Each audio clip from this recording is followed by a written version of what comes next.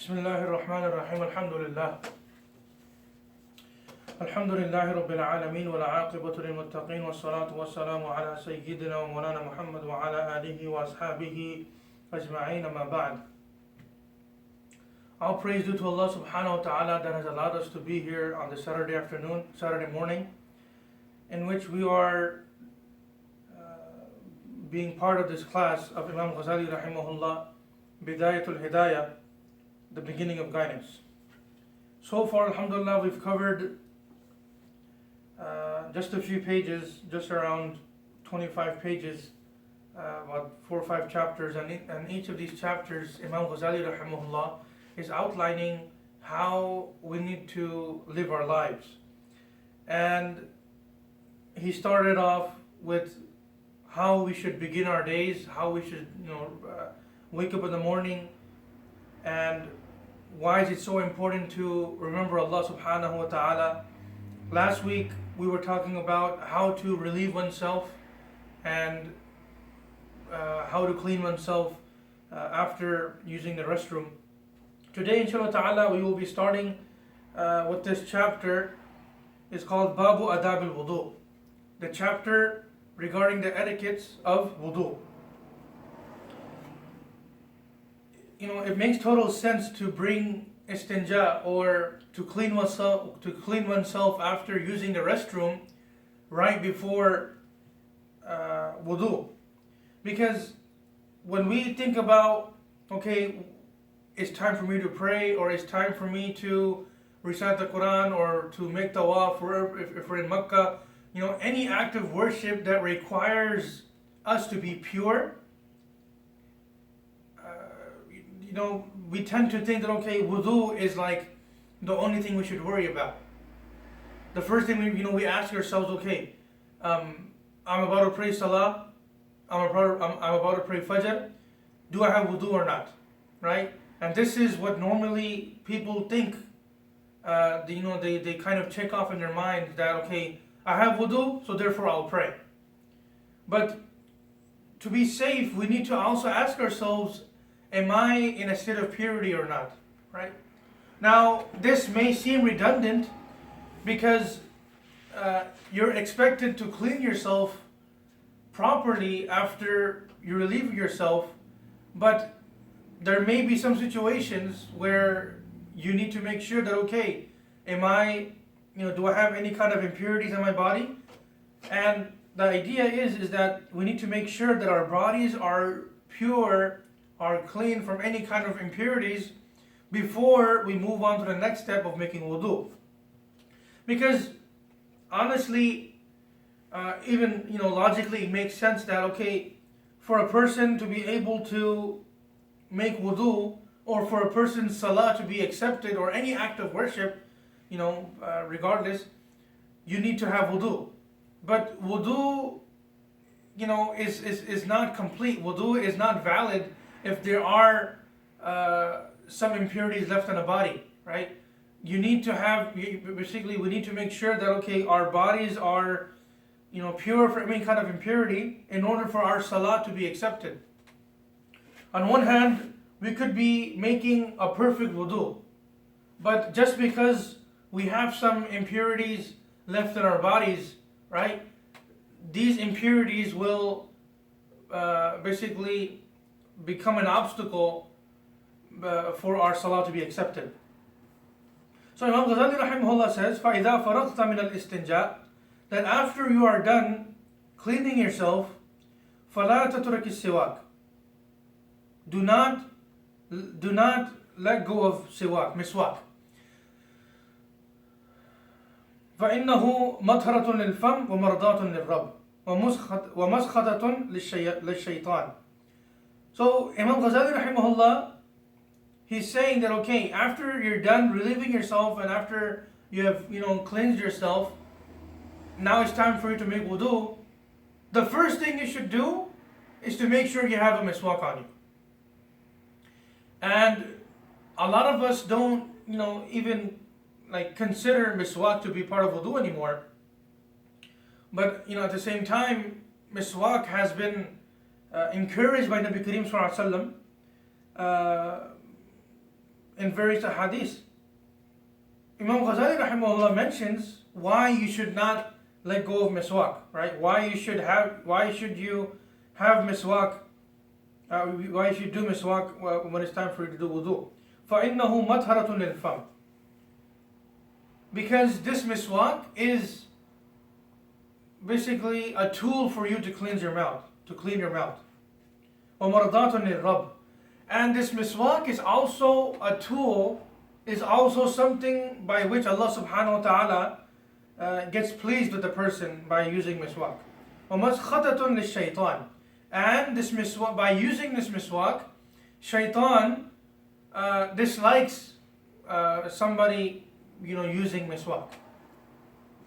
So miswak is a sunnah of Nabi Kareem sallallahu alaihi wasallam, and there are some narrations which are being shared here, and Imam Ghazali rahimahullah has brought these narrations here in this book, and we will share those inshallah. وصلاة بسواك أفضل من 70 صلاة بغير سواك. If a person uses miswak and then prays salah, offers salah, that salah which was offered with wudu, in which miswak was used, is 70 times better than any other salah. And in Arabic, when the word or when the number 70 is mentioned or 70 is mentioned, this is one thing that our teachers instilled in us, that they allowed us to understand, is that in Arabic, whenever we come across this number of 70, right, it's not in its literal sense. Okay, 70 is not going to be 69 and a half. Neither is it going to be 71 and a half. 70 on the dot. That's not the point. The point is that this number gives the meaning of kasrat, or this number, tells you that, okay, there's a lot of reward. So if we take that meaning of sab'in, then what that means now is that, okay, by offering salah, which has, with the wudu, in which miswak was used, is much, much, much better. Much better than salah that was prayed, which was offered with the wudu without miswak. وروي عن أبي هريرة رضي الله عنه قال قال رسول الله صلى الله عليه وسلم لولا أن أشق على أمتي لأمرتهم بالسواك في كل صلاة. Imam Ghazali rahimahullah brings a narration of Abu Hurairah رضي الله عنه, in which Nabi Kareem sallallahu alaihi wasallam said, لولا أن أشق على أمتي. If I did not fear that I will be causing taklif, or I will be make it I will cause some kind of difficulty for my ummah, لأمرتهم بالسواك. Then I definitely would have commanded them to use the miswak في كل صلاة, for every salah. So لولا أن أشق على أمتي لأمرتهم بالسواك في كل صلاة.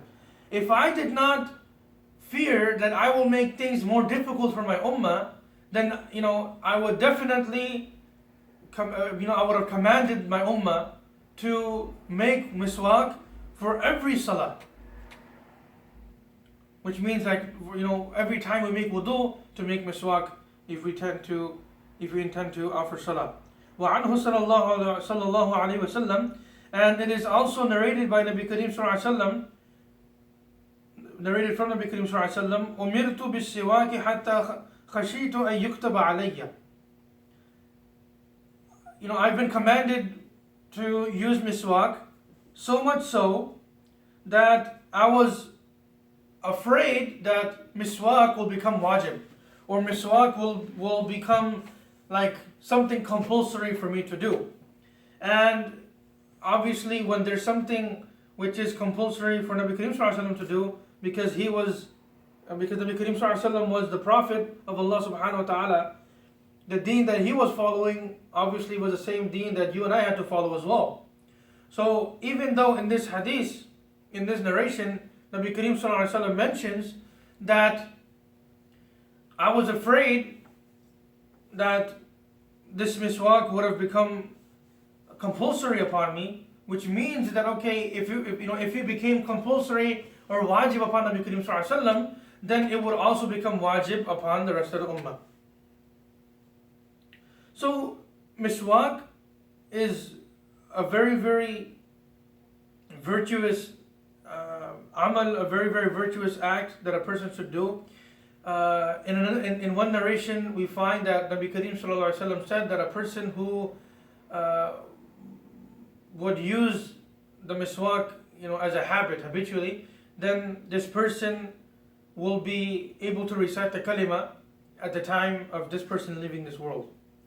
So personally, this is one powerful virtue which is enough for us to start using miswak from today in our salah, in our wudu, inshallah. And one more thing is that to revive a sunnah which has been left out or which has been disregarded by the ummah, to revive that sunnah, Nabi Karim Sallallahu Alaihi Wasallam mentioned that a person will receive the reward of 100 martyrs. So we have an opportunity, every single one of us has this opportunity to revive this sunnah of miswak in our homes, in our masjids, wherever this sunnah of miswak is missing, for us to be hopeful that inshallah ta'ala that we will be receiving the reward of 100 martyrs. ثم اجلس للوضوء مستقبل القبلة على موضع مرتفع كي لا يصيبك الرشاش.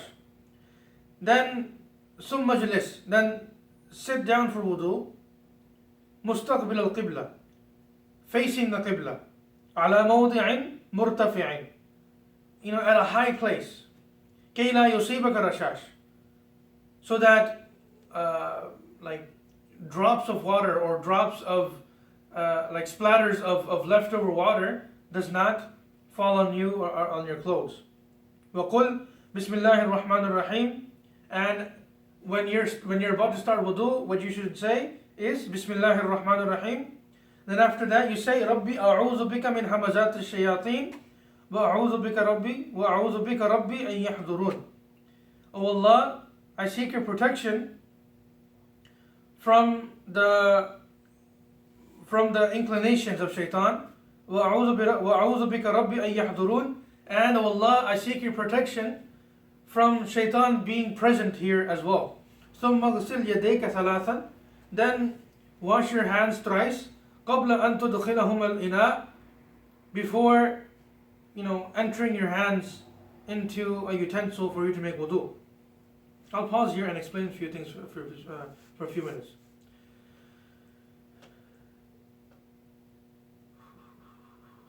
When it comes to leftover water, basically water, like water droplets that are falling onto us or our clothing when you are making wudu, which is obviously leftover water. It is famous about Imam Abu Hanifa rahimahullah that he would be able to see the sins that would fall off the person that would make wudu. And some ulama mentioned that is because of that reason that Imam Abu Hanifa rahimahullah himself was inclined towards leftover water or used water of wudu being impure because of the sins that were present in that water. Then ulama, they basically they gave the opinion that it is not impure, right? Water which has been used for wudu already. Yes, you're not allowed to use that water again. You can't reuse water which has been used for wudu, but at least it's not najis, right? So the point is that okay, if some of it falls on your clothing, then there's no problem. Your salah will still be accepted. So that's number one. Number two is the concept of washing one's hands before entering one's hands into a utensil to make wudu. See, in the first place, in those days there weren't any kind of like there weren't taps. There wasn't like running water like you and I have today. You turn on the tap and then water is flowing out of that tap. In those days, obviously, what they would do is that they would have water in utensils, like in pots, etc., like water jugs. And in a lot of part of the world, in a lot of the countries, this still exists, where you have, a pot of water, like a clay pot of water in the corner, and then you would walk up to it, pour some water out to drink. So, it's, what needs to be understood is that a person needs to wash his or her hands before entering his hands into this utensil. Obviously, for the reason is that, okay, if a person has some impurities, if a person's hands are impure, then if a person enters his hands into this utensil, then all of the water will become impure, because the hands are impure. So the idea is that somehow using another utensil, like a small jug or something, to pour water onto your own hands, to wash your hands first, and then enter your hands into this utensil. And this also reminds me of this one concept or this one ruling in fiqh, where it's mentioned that, okay, for example, if a goat falls into a well and that goat dies in that well, you need to take out X amount of buckets of water for that well to be deemed pure again. And this is where Maulana Sulaiman Chokshi, he mentioned once in class that if a person takes out hundreds of buckets of water from that well, it's still possible that that well could still remain impure. And the reason being is because that carcass is still present in that well. That source of impurity is still present in that well.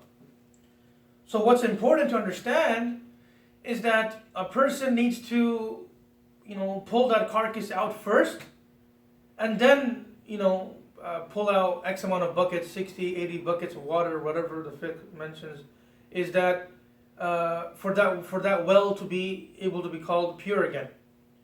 Similarly, when it comes to our spiritual lives, it's very important that we rid our hearts of things that are impure, like jealousy, animosity, hatred, like backbiting, like spiritual diseases that exist in our hearts. We need to rid our hearts of all of this first in order for us to maintain some kind of nur and blessings in our hearts that will affect our lives and make us better people.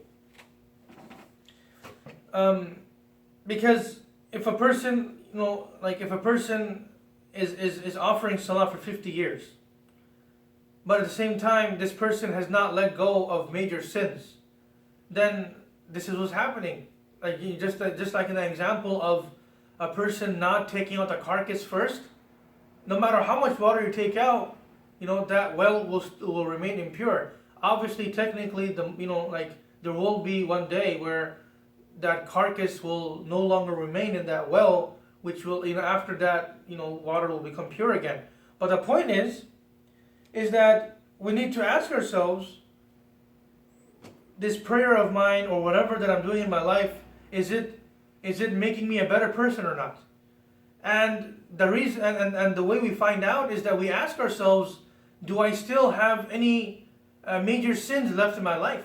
If we do, then I'm here to tell you that, even though, we should continue to offer our salah, by me saying that, okay, it's not going to help you, or there's not going to be any kind of nur in your heart. I'm not implying that, okay, you should stop praying or you should stop trying. Please don't get me wrong. What I'm saying is we need to rid our hearts of all of these spiritual diseases, make tawbah, turn to Allah subhanahu wa ta'ala, work on our nafs, so that whatever that we are doing in our lives would actually benefit us in our lives. One more example Muhammad Salman Chokshi gave in class was like along the same lines, like with giving the same message, is that if a person is traveling from point A to point B, and it's like 100 plus degrees weather. Now, and you're traveling by car. Now, from your origin, like from where you're starting from, till your destination is like a 5-hour drive, and the moment you start driving, you turn your AC on, and you turn your AC on your maximum settings. And when you arrive at your destination, you're still sweating. Your car was still like after 5 hours of that AC at its maximum settings, you still was not able to drop the temperature in that vehicle of yours. And he then asked the class that, okay, how is that possible? He then said that, well, the only logical explanation that you have, obviously after given the fact that, okay, your AC system even works, right, besides technicalities, is that your windows were not rolled up, right? The only way you're able to, drop that temperature for you to feel comfortable in that vehicle is once you roll up the windows. And similarly, when it comes to our ibadah, when it comes to our worship, right? Each of our limbs, or each of our limbs are similar to our basically how windows are in the vehicle. And just as a person has these limbs, these are also pathways for a person's heart. So if a person's eyes are not protected, then what you're doing, you have let the windows down of your heart to allow, the coolness of the ibadah, of the worship that you are doing, leave your heart. Similarly, if a person is not being mindful of what he's saying, then similarly, you're letting go of all of the nur and all of the blessing that you are, that you are receiving from your salah, from all of your worship, because your window is down. Similarly, how in your vehicle, your window is down, you're not able to drop that temperature in summer. Similarly, when it comes to your heart, you're not going to be able to bring some positive change in your life until you roll up all your windows, in a sense, like similarly, like how, the moment you stop, abusing these limbs of yours. So, if the eyes are still looking around at things that are not supposed to look at, then that is one way of losing that nur of ibadah. If a person speaks of things that he's not supposed to, then that is also a way of losing that blessings, those blessings that nur from your heart, which is present after you pray salah. And we all feel it, right? So it's very important to understand that Islam is not only something which is found in the masjid. Islam is a complete way of life, right?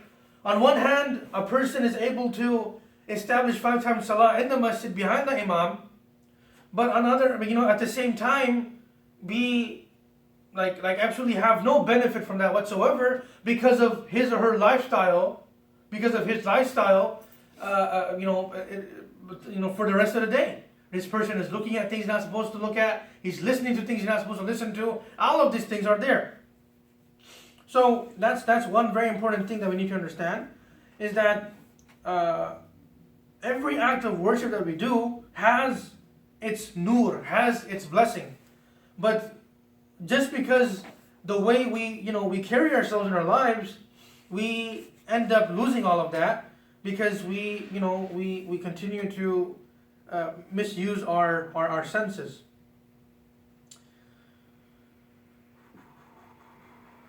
ثم اغسل يديك ثلاثا قبل أن تدخلهم الإناء كله. Okay. So ثم انوي رفع الحدث أو استباحة للصلاة. So Imam Ghazali rahimahullah was a Shafi'i, and according to him, according to Shafi'is, you need to have intention to make wudu.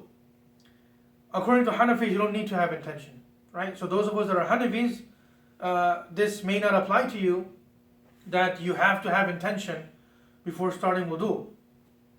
And there's a small technicality there which is not that big of a deal. وَلَا يَنْبَغِي أَن تَعْزُبَ نِيَّتُكَ قَبْلَ غَسْلِ الْوَجْهِ فَلَا يَصِحُ وُضُوءُكَ. This is referring to the Shawafi', this is referring to the people that are following Imam Shafi'i rahimahullah, that it's important that a person makes intention before washing their face. If a person makes intention after washing their face, then that wudu has to be repeated. And this is obviously, clarifying for people following Imam Shafi'i rahimahullah again. ثم خذ غرفة لفيك وتمضمض بها ثلاثا. Now, take some water. Gharfa is like one handful of water. So take some water and for your mouth, and gargle and rinse your mouth 3 times. وبالغ في رد الماء إلى الغلسمة إلا أن تكون صائما. Make sure this water, when you're rinsing your mouth, reaches the back of your mouth, back of your throat, except when you're fasting. So when you're fasting, you may risk or you may jeopardize that fast, because some of that water that may fall into your throat will then basically jeopardize your fasting. So Muhammad Choksi again told us in class when it came to this topic is that when it's time for you to make wudu, lean forward and make wudu. When you're fasting, make sure that you're leaning forward so that you have gravity, on your side. Instead of basically we shouldn't gargle or allow water to go so far into our mouths or so far into our noses, because this will break our fast. وقل, and say, اللهم أعني على تلاوة كتابك وكثرة ذكر لك وثبتني بالقول الثابت في الحياة الدنيا وفي الآخرة. And recite this dua and say, Allahumma, O Allah, أعني, help me, على تلاوة كتابك. So allow me to recite the Quran more and more, وكثرة الذكر لك, and allow me to remember you, allow me to make dhikr of you more and more in my life. وثبتني بالقول الثابت وثبتني بالقول الثابت في الحياة الدنيا وفي الآخرة. And allow me to remain steadfast on this qawl al-thabit. Qawl al-thabit means the kalima, this iman that we have. So a person is asking Allah subhanahu wa ta'ala, number one, to be able to basically asking Allah subhanahu wa ta'ala to help you to recite this Quran. Number one. You're asking Allah subhanahu wa ta'ala to remember Allah subhanahu wa ta'ala. That, oh Allah, allow me to remember you more and more. وَثَبَّتْنِي بِالْقَوْلِ الثَّابِتِ فِي الْحَيَاةِ الدُّنْيَا وَفِي الْآخِرَةِ. And oh Allah, the third thing you're asking for in this dua is that, oh Allah, allow me to remain steadfast on this deen, on this iman of mine, in this dunya and also in the hereafter. Inshallah ta'ala, we'll continue next week, inshallah. May Allah subhanahu wa ta'ala allow us all to practice on whatever has been said. And last but not least, the point of this class is to be able to better ourselves by learning from the intricacies of Imam Ghazali rahimahullah that he's pointing out in this phase of our lives, meaning when it comes to making wudu. And Ghazali rahimahullah will cover literally how to live our lives, right? What is it like? What's important for you to do? How to do all of this? When it comes to Jummah, everything, it's in here. Subhanallah bihamdi, subhanakallah bihamdik, wa nashhadu an la ilaha illa anta, nastaghfiruka wa natubu.